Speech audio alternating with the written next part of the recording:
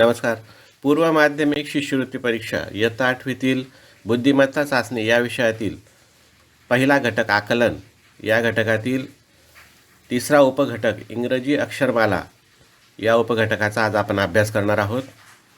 इंग्रजी अक्षरमालेत इंग्रजी मुळाक्षरांचे 5 गटांमध्ये वर्गीकरण करून ए ते ई पर्यंत पहिला गट, एफ ते जे पर्यंत दुसरा गट, के ते ओ पर्यंत तिसरा गट, पी ते टी पर्यंत चौथा गट आणि यू ते वाय पर्यंत पाचवा गट असे क्रमाने 5 गट करून त्यांना अनुक्रमांक दिले जातात. सुरुवातीपासूनचे अनुक्रमांक ए पासून 1 ने सुरू होतात, तर शेवटून दिले जाणारे अनुक्रमांक वायला 1 क्रमांक देऊन दिले जातात. उजवीकडून ठराविक क्रमांकाचे अक्षर, डावीकडून ठराविक क्रमांकांचे अक्षर व त्यापासून तयार होणारे अर्थपूर्ण शब्द शोधणे, अक्षरांना मूळ संख्यांचे अनुक्रमांक देऊन प्रश्न विचारणे, अक्षरांच्या अनुक्रमांकांची बेरीज गुणाकार करणे आणि त्यावरून एखादे अक्षर शोधणे या प्रकारच्या क्रिया या उपघटकात वरील प्रश्नात कराव्या लागतात.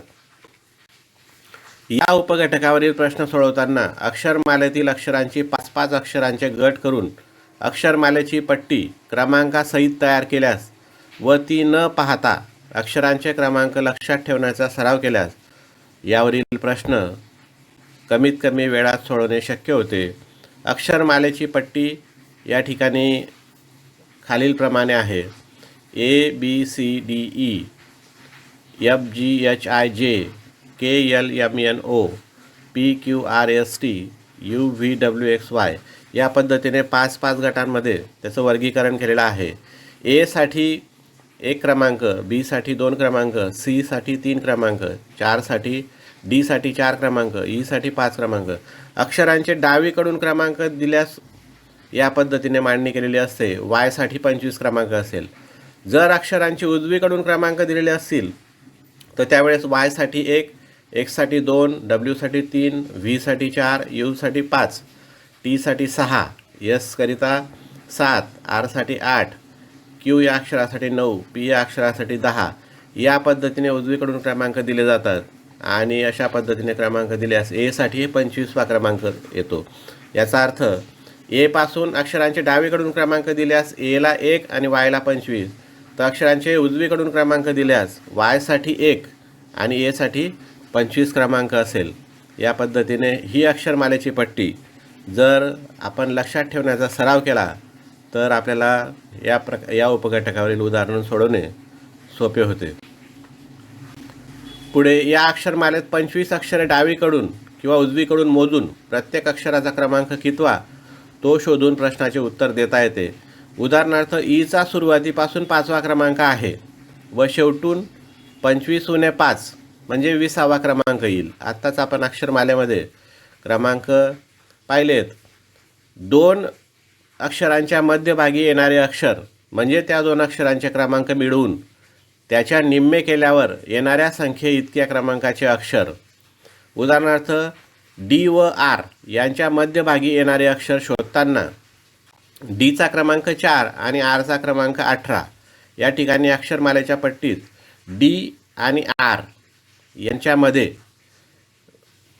मधला अंक शोधताना डीचा अनुक्रमांक 4 आहे आणि आरचा अनुक्रमांक 18 आहे, तर 4 अधिक 18 यांची बेरीज 22 आणि त्याच्या निम्मे 11 म्हणून 11व्या क्रमांकाचं अक्षर के. या ठिकाणी डी पासून 1, 2, 3, 4, 5, 6 आणि हे 7वे अक्षर. या पद्धतीने केचा अनुक्रमांक 11 आहे आणि म्हणून के हा मध्यभागी येणारा हे अक्षर असेल. तिसरं वैशिष्ट्य, एखाद्या प्रश्नात संबंधित अक्षरापासून असा उल्लेख असल्यास मोजताना त्या अक्षराचा क्रमांक 1 धरावा. उदाहरणार्थ पी पासून 3रा क्रमांक असणारे अक्षर विचारले असल्यास पी क्यू आर 3रे अक्षर आर येईल. दिलेल्या प्रश्नात एखाद्या अक्षराच्या डावीकडे किंवा उजवीकडे अशा शब्दात विचारले असेल तर त्या बाजूला पुढील किंवा मागील अक्षराचा क्रमांक 1 धरावा. प्रश्न रचना पाहून तो निर्णय घ्यावा लागतो. उदाहरणार्थ ईच्या उजवीकडे 9व्या क्रमांकावरील अक्षर कोणते असा प्रश्न असल्यास एफला 1 क्रमांक मानून 9व्या क्रमांकावर एन हे अक्षर येईल आता या ठिकाणी ई पासून 9व्या क्रमांकावरील अक्षर शोधायचे असल्यास ई पासून 9व्या म्हणून एफला एक क्रमांक द्यायचा. 1 2 3 4 5 6 7 8 आणि 9. तर 9व्या क्रमांकावर एन हे अक्षर असेल. 5वं वैशिष्ट्य, विचारलेल्या प्रश्नात 2 अक्षरांच्या दरम्यान असणारा असा उल्लेख असल्यास ती 2 अक्षरे वगळून त्याच्यामध्ये असणारी सर्व अक्षर ग्राह्य धरावीत. उदाहरणार्थ आय व ओ यांच्या दरम्यान येणारं अक्षर शोधायचे असल्यास आय नंतर येणारे अक्षर जे आणि ओच्या आधी येणारे अक्षर एन यांचा विचार करायचा आहे. म्हणून जे के एल एम एन एवढ्या अक्षरांचा विचार करून त्याच्या मध्यभागी येणारे अक्षर हे एल असेल. म्हणून आय आणि ओ यांच्या दरम्यान येणारं अक्षर एल हे अक्षर असेल. पुढचं वैशिष्ट्य, एखाद्या प्रश्नात एका अक्षरापासून दुसऱ्या अक्षरापर्यंत असे शब्द असल्यास ती 2 अक्षरे धरून मधली अक्षरे मोजावीत. उदाहरणार्थ के पासून टी पर्यंत मोजताना ती 2 अक्षरे मोजावी लागतात. या पद्धतीने इंग्रजी अक्षरमाला या उपघटकावरील प्रश्न सोडवताना वरील वैशिष्ट्यांचा विचार करावा लागतो आणि त्या